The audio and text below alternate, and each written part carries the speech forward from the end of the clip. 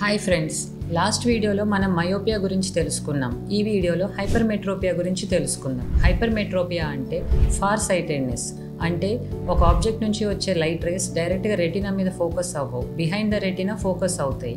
ఇది ఉన్న వాళ్ళకి నియర్ ఆబ్జెక్ట్స్ బ్లర్గా ఉంటాయి. స్టార్టింగ్లో తక్కువ హైపర్మెట్రోపియా ఉన్నప్పుడు ఫార్ ఆబ్జెక్ట్స్ క్లియర్గా ఉంటాయి, కానీ కొంచెం ఎక్కువ హైపర్మెట్రోపియా ఉన్న వాళ్ళకి నియర్ ఆబ్జెక్ట్స్ మరియు ఫార్ ఆబ్జెక్ట్స్ రెండు బ్లర్గానే ఉంటాయి.